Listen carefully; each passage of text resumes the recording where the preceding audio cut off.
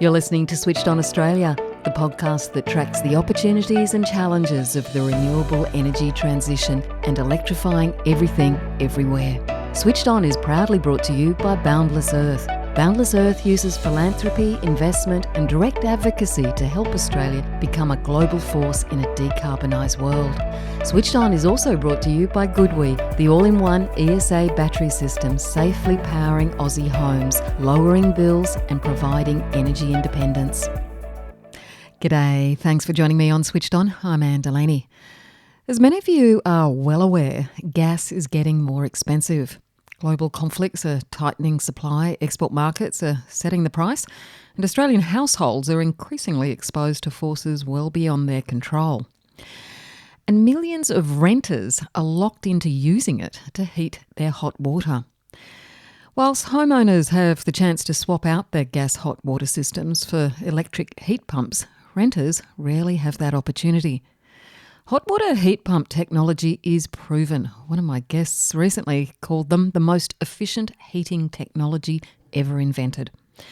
And the savings can be significant. They can wipe hundreds of dollars off your energy bills. But it's not happening for renters because the people who pay to use the hot water aren't the ones who make the decision to install one. Landlords do, and landlords have very little incentive to put one in. My guest today has a very specific proposal for the upcoming federal budget that he thinks will fix this problem. Harry Barber is a volunteer with Electrify Yarra, part of a growing network of community electrification groups aligned with the principles of Rewiring Australia. They work at the coalface to help households get off gas and electrify. Harry wants the Treasurer to give landlords access to instant tax write-offs for heat pump hot water systems. The same incentive that small businesses already get from the tax office when they invest in new equipment. Because right now, landlords have to depreciate their investments over more than a decade, and that's not enough to shift behaviour. Harry Barber, thanks so much for joining the Switched On podcast today. No, it's a pleasure. Harry, can you start by just outlining for me why we have such a problem with motivating landlords to electrify their investment properties? Well, in simple terms, there's nothing in it for them. They might look at their property as a financial instrument to improve their financial position. And there's no advantage to them. If the hot water system breaks, there's no benefit to them in putting in a heat pump or putting in a brand new gas system. So we've got to break into that cycle. And so when the gas system breaks or when they're considering putting some money into the property, they, without really knowing why or caring why, they choose a heat pump. And if they do that, they'll benefit the tenants. But we've got to work out a way for them to benefit themselves in choosing a heat pump. Because there's no financial incentive, really, for them to opt for the heat pump, is there? Because it's the tenant that's going to actually benefit from the reduced cost and also reduced emissions. Yeah, that's right. Well, I suppose everyone benefits from the second part. But yes, no, but that's right. And so we've got to fit an incentive. Now, Victoria's got coming up next year, Victoria's got a thing where there's going to be a stick, if you like, not a carrot. A stick's going to say, you've got to switch to a heat pump. But I'll bet you $1 today that there'll be people who switch to gas because they don't know that's the rule or because they skate around the rules. So it's good having a stick. But I think we need a carrot as well. People respond much better to carrots. So, Harry, you've got a carrot. Yes. Tell me what carrot. you have a proposed carrot, and you are proposing that the Treasurer deliver this in the upcoming budget. Tell me what you would like Treasurer Chalmers to deliver. Yes. Okay. So I think he's got a little tool in his toolbox, and it can be used by a business investor. So if you run a business and you buy something, maybe you buy a hot water service for your business, or you put solar panels on your business, you can claim, under certain conditions, you can claim an instant tax write-off. So your income goes down by the amount that you spent on those solar panels or whatever you did to your business. But you can't get hold of that as a landlord because a landlord isn't a business under the Treasury rules. So my suggestion is that Chalmers allows landlords to get an instant tax write-off if they install a hot water heat pump. Mm-hmm. Now, they're getting an allowance for doing that anyway. It's just spread over a dozen years. And that's the depreciation that landlords currently are enabled. What you're suggesting is that this would enable landlords to deduct the full cost of this asset in the year it's installed and ready for use. That's right. And we're giving the landlords the money anyway. We're just giving them some over a dozen years. It's like pulling it all together and saying, here you go. Now, the nice thing about this, and let's pretend to be the treasurer for the moment, because the treasurer's got to make some very difficult decisions, and what they give to Peter annoys Paul, because you've got to take it off Paul. Mm. So the nice thing about this is it's limited in time. So in some period in the future, all of the hot water systems in Australia will have been turned over to heat pumps, and that this instant tax write-off isn't going to have to be given anymore. It's an existing mechanism, so everyone would understand it. It's got to be applied to a new group.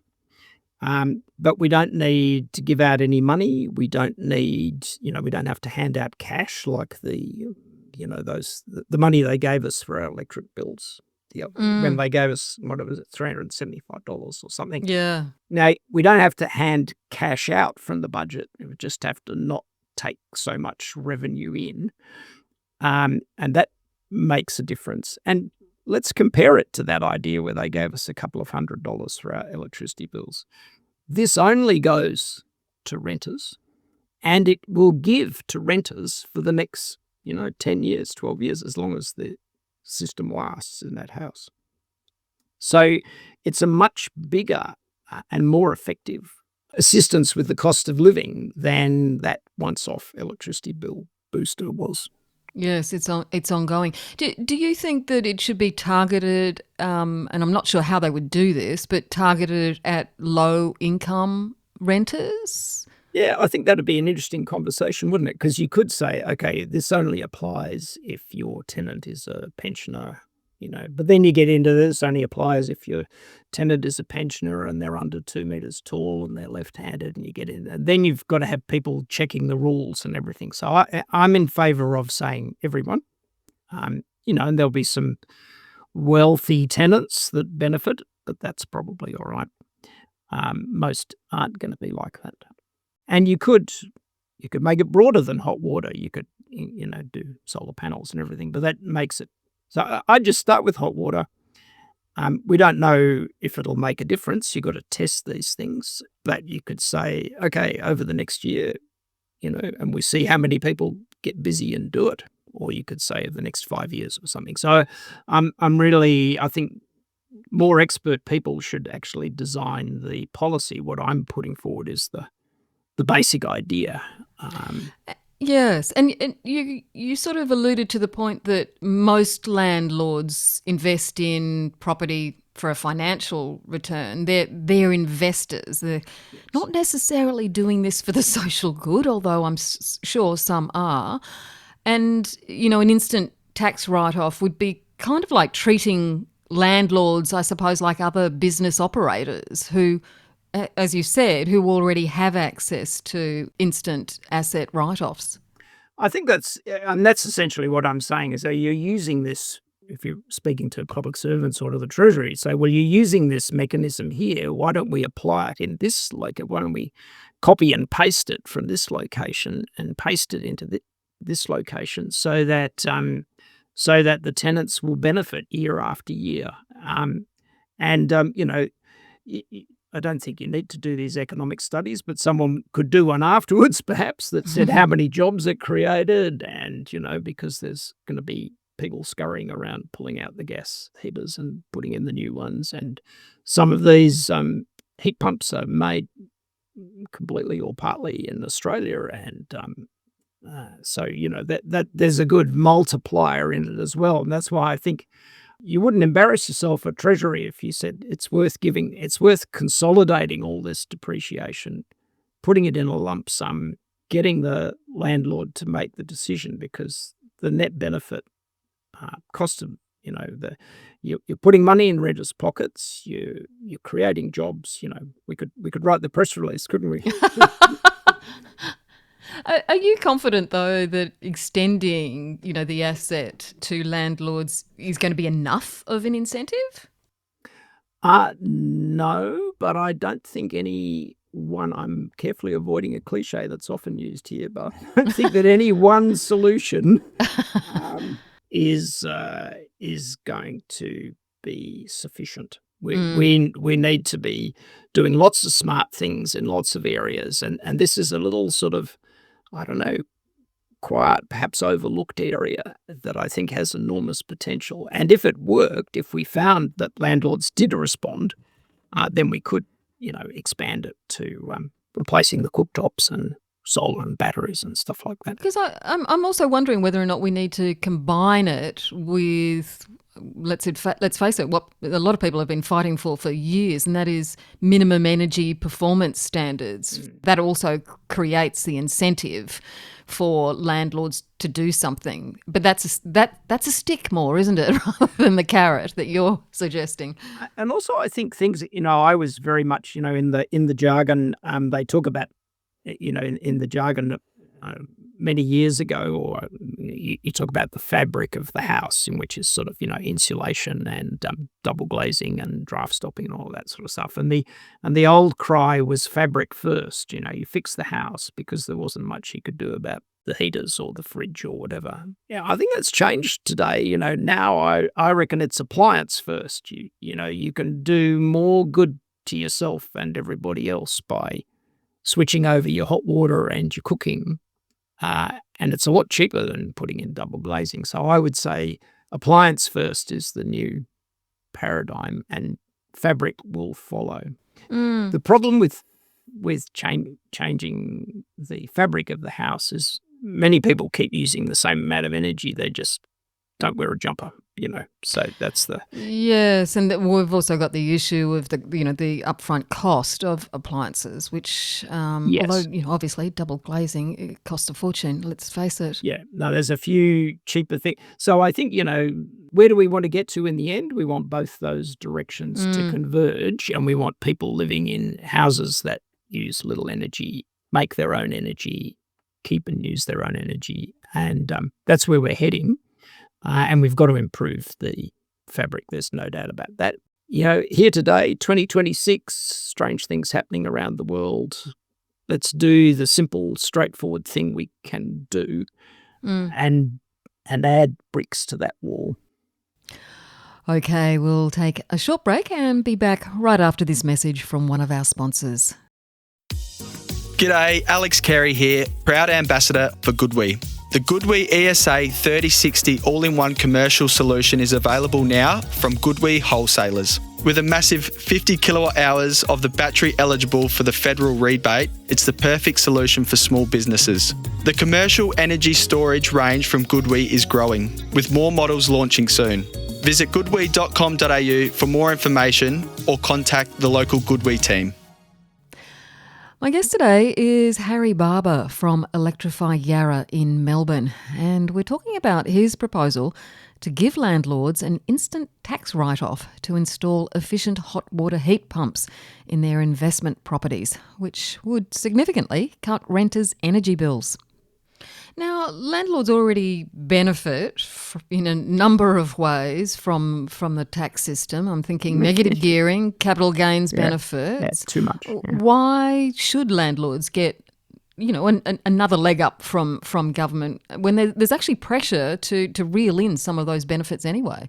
Yeah, and I think you can, and maybe this is, here I'm going to be a bit clever and suggest that actually this could be the sweetener that they put alongside the... Because, I think there's a general view, perhaps not among all landlords, but there's a general view that it's time to reel in those overgenerous contributions that we're all making towards landlords. Because the Treasurer is not only sitting in front of a spreadsheet, they're also a political person as well. Mm. And maybe that's a nice little recipe where you can change the balance of benefit that the landlord gets, but also give them this small hot water carrot. Take away the negative gearing and give them a carrot. They'll be Is that what you're saying? Yeah, they'll be delighted. But, I think it's a point about, like, as you said before, it's not like we're against landlordism, as a concept. Some people have to rent, people want to rent houses. There's lots of reasons for having. So it's not about jumping up and down on landlords. Again, this is where this sort of hot water carrot, it simplifies a bit of their life for them. They don't have to go and investigate it. They just know what the answer is. Their accountant becomes their electrification advisor, and they say, well, Mrs. Jones, I think you should take advantage of this instant tax write-off, so we'll have the accountants arguing for electrification. That'd be nice. Well, they'll just be reading off the book, won't they? Yes. I'm wondering, though, whether this might be an idea that we should have pursued some years ago. I mean, Victoria and the ACT already have their roadmaps to get rid of gas from residential homes. And quite soon, within the year, it won't be possible to install or replace a gas system. Should we be rewarding landlords for something that they're going to have to do anyway? Well, again, I think yes, that's a good question. Depends how cranky you are about all the benefits that landlords had over the years. and I think that's partly what I'm saying is that we need to put that aside because, yes, it is time for a change in the other rules, but that doesn't mean that this isn't a good thing to do, even though it will benefit landlords. We have to put aside the emotions around it. And I guess to your point about, well, is it going to happen anyway through the stick and the legislation? Well, it's not going to happen all over Australia. If the Treasurer was to do this, then all of a sudden everyone who's a landlord in Australia is concentrating on the hot water.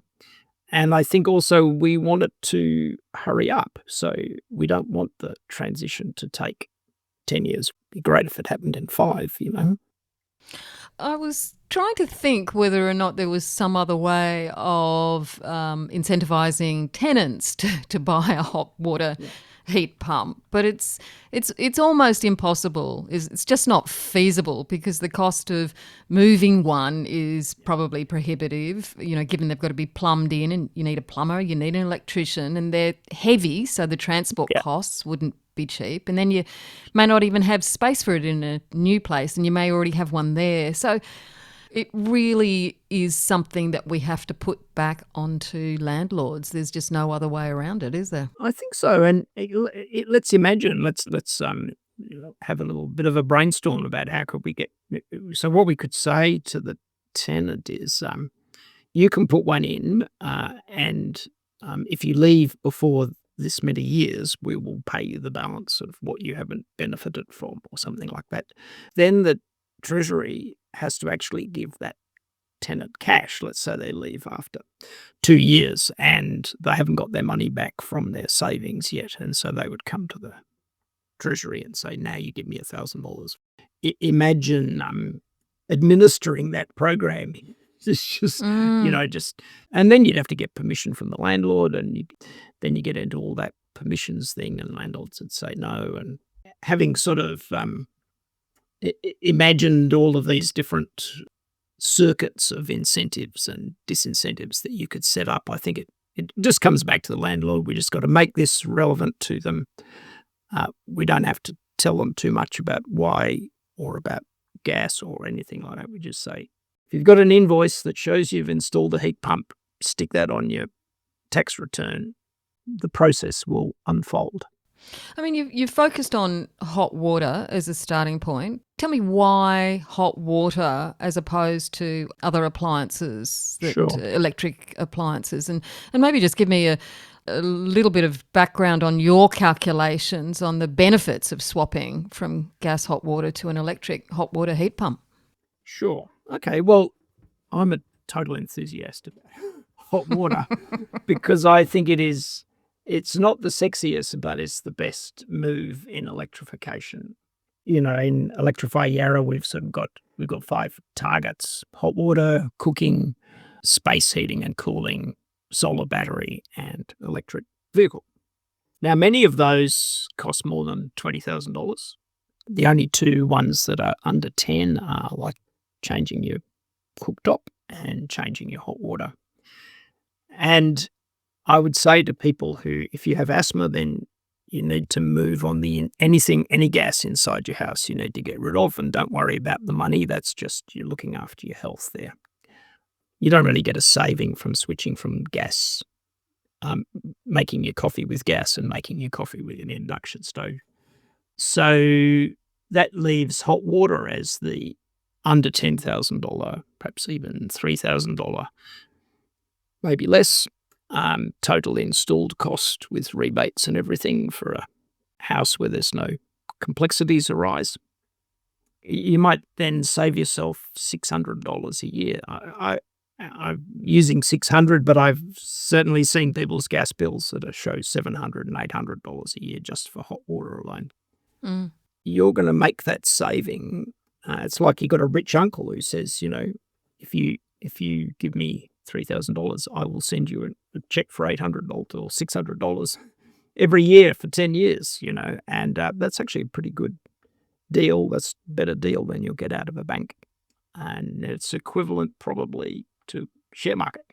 So it's a pretty good return. Like, you get your money back in, say, 4 years, and then you get the rest of it arriving after that. Whereas if you buy a car, even with the elevated cost of fuel at the moment, it's still going to take you more than 10 years. If that's how you measure your return from switching from your diesel car to your electric car, it's still going to take you quite a few years of fuel savings before you even get your money back. So hot water's great for money.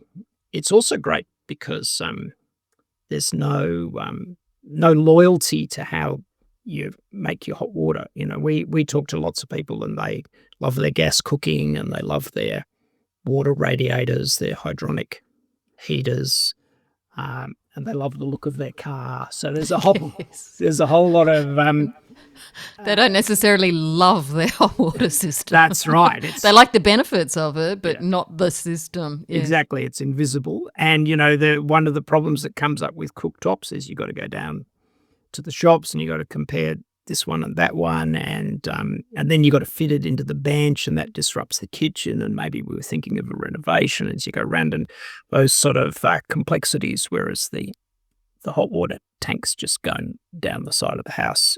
You don't have to choose the colour. They're all grey. So I love hot water as the number one thing to do. We don't want to give people an instant tax write-off for an electric car. That would be a lot of money and would seriously disrupt the budget. But an instant tax write-off for a $3,000 item might cause a ripple to blow across the surface, but I can't see that really being a big problem. In the absence of an instant tax write-off, what advice do you give renters in your area in terms of any pressure that they might be able to put on their landlords to install a hot water heat pump? That's an interesting question, because we're asking ourselves that at Electrify Yarra at the moment. This whole project we're doing, and we've got a little group of inside the project. There's I'll just say 60 homes. There's half a dozen who are renters, and so some of them have a good connection with their landlord who's sympathetic. Maybe there's an opportunity through a renter who's interested. Many of them aren't, of course. They just want housing service to be done without any attention from them. But the renter that's interested in this sort of thing, and a sympathetic landlord. So I think that's a channel. There's going to be a lot of explaining of hot water to the renter. Then they've got to explain to the agent. The agent's got to explain to the landlord. And it's a pathway we need to explore. But I'd rather come down from above through Treasury to the tax office to the landlord. Just I do think- it. Yes, I think it'd be much more effective. Yes. Now, Electrify Yarra is one of the local Electrify groups that all part of a network around Australia, which sort of comes under the aegis of Rewiring Australia. That's right. Yeah. Tell me how the electrification message is going in Yarra, in your region. What sort of receptivity is there for it? Well, I think it would be, if I say a slightly silly thing, but we only meet people who are interested. Yeah. So we're sort of there for people who have an interest, and Who've made the first step, I suppose. well, something's lit them up, Yeah. perhaps seeing the Earth from space or whatever it is that motivates people, perhaps seeing their gas bill. So they come to us, and what we see is the obstacle course that's in front of even the person with some interest. The people who are super interested are already there. So most of us who are in the group are people who've been through it all, electrified our houses and thought, oh, bloody hell, that was a bit of a thing. We should help other people do this so they can do it with less grief and make better decisions. So that's sort of who we are. And so then we've got a sort of like-to-like connection with people. And maybe people would be interested in some of the particular things in the city of Yarra is lots of heritage buildings. So some people have to get a permit to have a solar panel because in 1880 there were no solar panels, so they're not.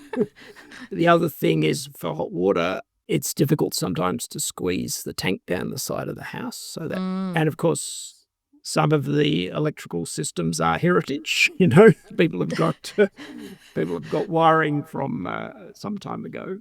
But a heritage we don't want to keep. That's right. So there's some particular difficulties in this inner city area that wouldn't be experienced in a new suburb and the urban fringe of a regional city or something. Like those new suburbs that are just built around Ballarat or something, they're not going to have the same problems that the city of Yarra. And are you finding that people are, I suppose, are finding solutions to some of those setbacks in the area? I think the answer is yes and no. I think what I would say is it's very clear that there's no technical problem. All the stuff's there, ready to go. In the shops, people will get it for you, install it, whatever it is, whether it's a car or heating or whatever. But you've got to think about how let's take heating and cooling. Again, cooling's straightforward. But heating in winter, which is a big thing, big part of people's gas bills in Victoria. People are, they like their hot water radiator. The hydronic system gives that lovely feeling through the house. Don't like the fan blowing the hot air. So these are issues that we can't, advice and experience doesn't help with that. People got to make up their own mind. Some people say, I will switch to split systems and I'll use them in winter to warm the house and I'll close the bedroom we don't really use and, all of that. So they make that sort of decision. And other people say, no, I can't do that. I've got to have the whole house and it's got to be like this. And so people have to come to their own decisions for their own house, how they want to live. And again, that's sort of why I like hot water, because you don't have to have a discussion about how's it feel, it's hot water. Yes, because that whole issue of comfort is so important, which is why, people like Tim Forsey, he what does he call himself? He calls himself a energy efficient consultant and comfort consultant. Yeah. Well, that's right. And you raised that issue of the fabric of the house and the drafts and the double glazing and the insulation, all of that. So that's a sort of a comfort decision, and it's quite relative. I'm very happy to put on a jumper, but some people feel that that's not right at home, So that's my particular interest is in hot water because it's just a straightforward, good decision. And it can be almost carved out from so many other decisions that we make about our houses, which, it's not just about electrification. There's a whole lot of other things that come into play, which you've been describing. Well, it'll be interesting to see whether Minister Chalmers takes you up on your proposal there, Harry. I'm expecting a call any day. Fingers crossed, but don't stay by the phone. Harry Barber, thanks so much for joining the Switched On podcast today. A pleasure. And Harry Barber is a volunteer with Electrify Yarra in Melbourne. I'm sure Harry will let us know if he gets that call from Treasurer Chalmers. That's all we have for this week. I'm Anne Delaney. Join me again next week for more news and views about the energy transition and electrification. Switched On Australia was proudly brought to you by GoodWe. GoodWe's all-in-one ESA home battery helps Australians store more of their own solar energy and rely less on the grid. With strong local support and technology already trusted in thousands of homes, GoodWe is making the switch to electrification simpler and more affordable. GoodWe is proud to work with Australian cricketer and GoodWe ambassador Alex Carey. Find out more at goodwe.com.au. Switched On Australia is also proudly brought to you by Boundless Earth. Boundless Earth uses philanthropy, investment and direct advocacy to help Australia become a global force in a decarbonised world.